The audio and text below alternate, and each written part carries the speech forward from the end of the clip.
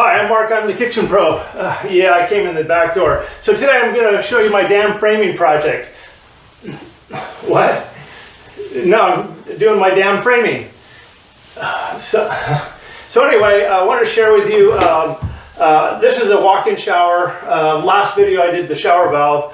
So this video I want to show you the basic framing and some of the techniques I've learned over time to work with it for the framing. So the couple things you need to do is this is going to be a tile shower with a tile floor. A couple things. The closet, where I just walked through the closet door actually, the closet was about 2 feet deep, so and this had a fiberglass shower in it, so we wanted to make it more spacious. So this is the master bathroom too.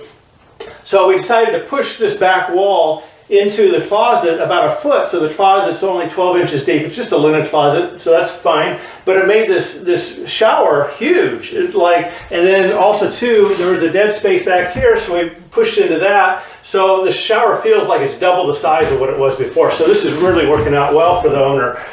So a couple things on the framing. With a waterproof membrane, that once again underneath the tile, they wrap that up the wall, so you need to do a 2x10 blocking all the way around.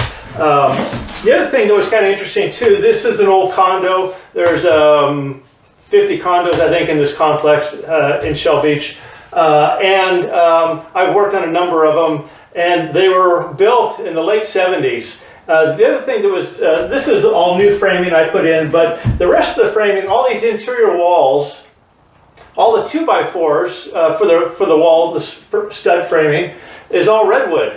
Just thought that was kind of interesting. Maybe they thought it was good for termite repellent. So the other thing, so the blocking. So this is what I mostly wanted to show you is my dam framing project. And no, I'm not swearing. This is the shower dam that I'm framing.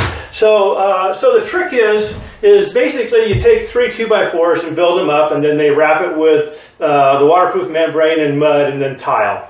So typically,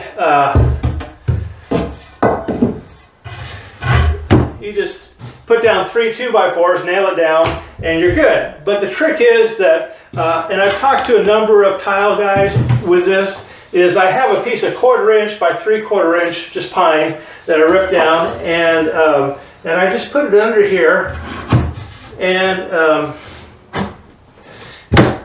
I'll nail it down, but that slopes the top of this just a little bit. And it's enough to where, see what happens is with the waterproof membrane and the mud and the tile, and then in the finish you put your shower door, and as the water hits the shower door and runs down, it runs on top of the tile and into the inside. Well, all tile, most of the tile is not really totally waterproof, and especially the grout is not waterproof. So there is moisture that goes through the tile pretty much constantly, really. And so as that moisture hits the top of the shower dam, if it's flat, then less times it can, just, you know, it's not a lot, but just a wicking, especially if multiple people take shower every day, then there's a lot of water and moisture to be contended with. It can come over, and I've seen quite a few showers where there's a little bit of water damage on the drywall right at the outside corners, and this is possibly one of the reasons why, is because as the water hits the top, it doesn't slope back into the shower. So that's kind of the trick, is to put this at a little bit of a slope. The third top 2x4, slope it with that 1/4 inch piece of wood. So a couple other things. Before we tile, one of the technique is to drywall all this, and I use, they used to call it green board, but it's a waterproof drywall. And so the tile guy suggests to leave 3 inches between the top of the dam and the bottom of the drywall. So I put this little sample here. So this will be all drywalled, and that 3 inch mark, you go level and go all the way around at that same height, and come over here at the same 3 inch mark.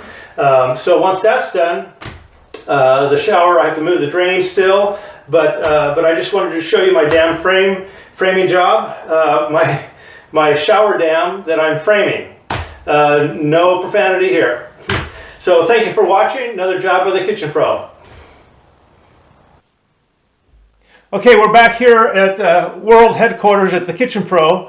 I thought I'd get into more detail the construction of this dam and my dam framing project and how this works. So what I've done is I did what they call a section through drawing, which is think of the dam. This is the dam here. Think of it if I were to slice it like a loaf of bread and separate it, show you the end view of it. So that's what we're doing here.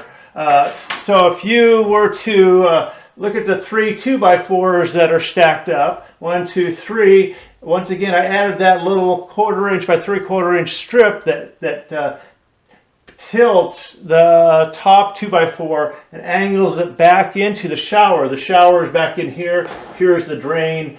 The green, these are green tiles on top. The blue is the waterproof membrane, the rubber membrane that's continuous through in underneath the tile, and then there's a bed of mortar on top of that with a tile on top of that. So as you can see, where the tile is, where the grout joints would be, if any moisture gets through the grout joints, which pretty much they always do, and gets through the bed of mortar, which it always pretty much does, then it hits that waterproof membrane, stops it at that point. Now, since the top of the framing part of the dam is sloped, as you can see here, then the moisture hits that and comes back into the shower, and it does not get to the outside and do water damage on the wall. So I just wanted to show you this. I thought this would be a little better way of explaining how this technique works. Once again, 3 2x4s, the block that angles the top 2x4,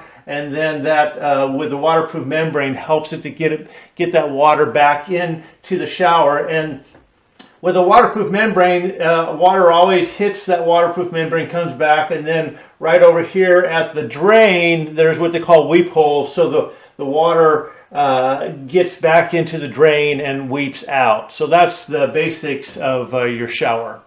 So thanks for watching.